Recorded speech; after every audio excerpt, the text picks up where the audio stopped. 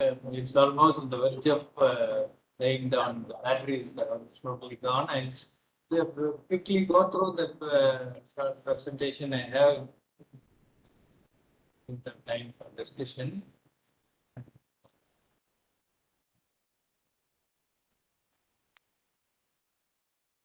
So awareness after anesthesia assess are problems with patient dose requirement variability. So you have to correct, giving correct dose to all patients may not be possible at in all situations. Then second thing is problems tolerating side effects of anesthetic agents. Problems detecting the clinical signs of awareness or light anesthesia. How to, whether you are able to detect that or not, it's some majority of our time we don't realize that we are giving light plane of anesthesia unless earlier it was very difficult. After the advent of BIS and other monitors, we are able to now identify that there is an entity called light anesthesia. And problems with the equipment and drug delivery, especially after we have become used to the TIGA and DCI pumps. Now these incidents of awareness is more problem coming to practice more. Now the first problem of patient variability, pharmacogenetics can alter people's dose requirements.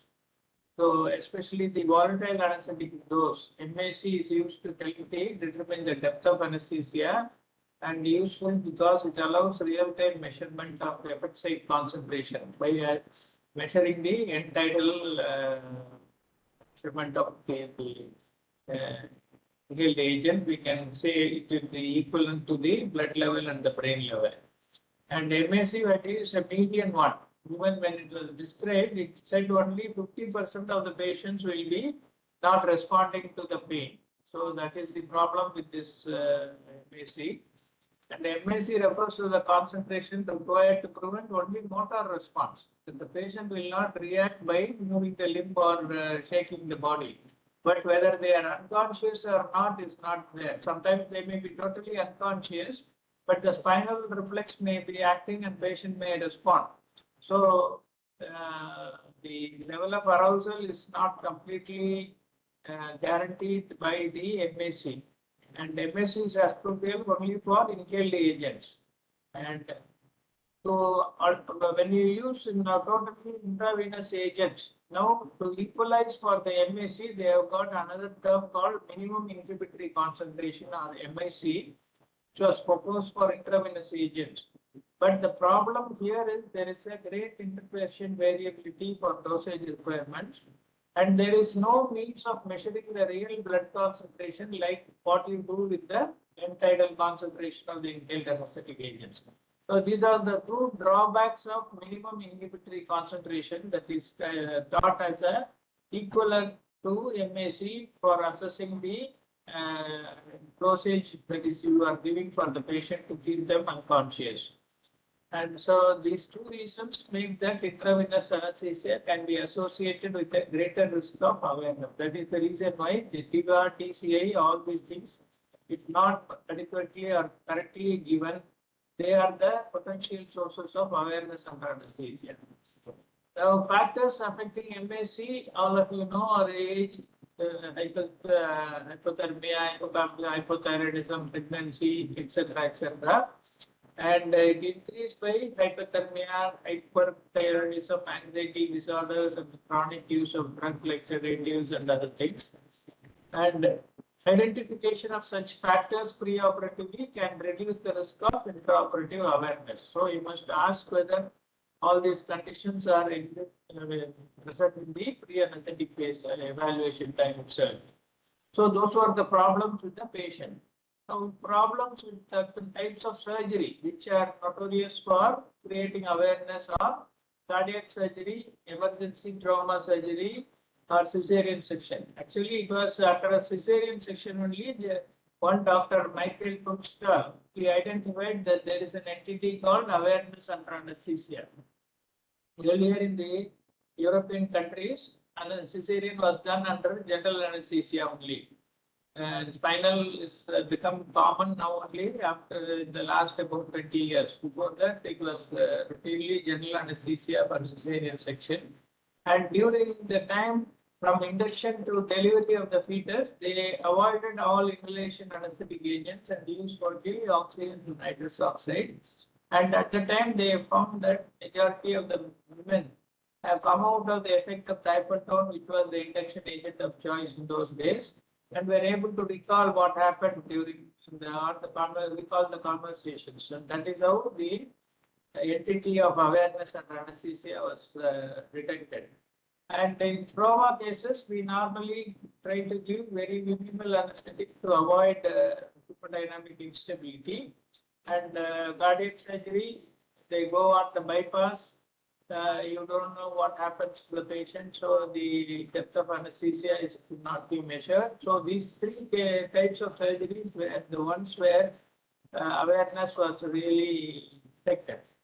And the next problem came in early stages. It's difficulty in assessing the awareness. We were thinking that awareness initially was not at all thought of an entity or a difficult proposition. Then it became difficult to assess that. And the cardiovascular parameters which relied on the they were the ones which were thought that the patient is having inadequate anesthesia, like cardiac hypertension, which can happen due to other reasons also. So these factors can be sometimes blunted by giving other drugs like beta blockers or the opioids, and still the patient may be aware under anesthesia. So patients with hypothyroidism or autonomic neuropathy or limited cardiac reserves have a responses masked. So all these things made assessing the awareness was a difficult job.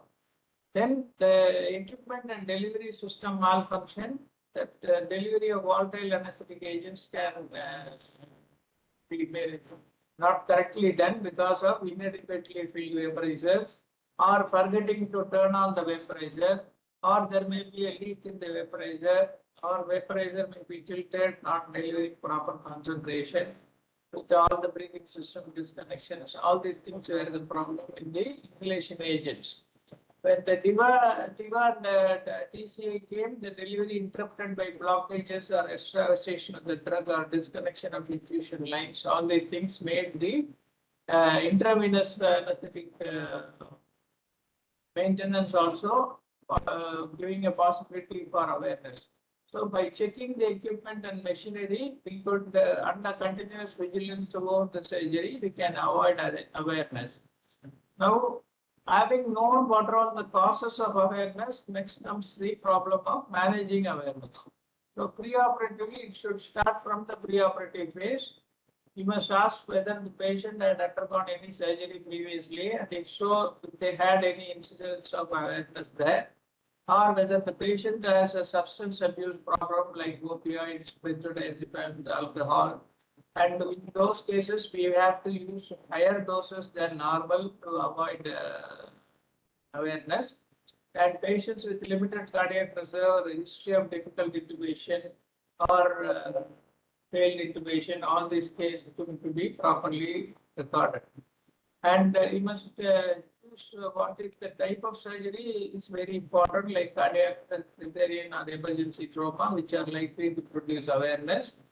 And the anesthetic techniques used, the muscle relaxant or intravenous anesthetic agent, the chances of awareness is more, especially in procedures like rigid bronchoscopy, where you use the bronchoscope with only minimal anesthetic agents. Then identifying the risk factors, discuss with the patient, may be prudent to pre-medicate them with benzodiazepines. Most of the time, are able to produce a good retrograde amnesia. So the patient's recall or awareness is very much reduced after the regular use of benzodiazepines. So you can advocate a pre-anesthetic medication with benzodiazepine either by oral route or by parenteral route. And then intraoperatively, you can use benzodiazepine at detection to reduce awareness, especially if you anticipate difficult intubation.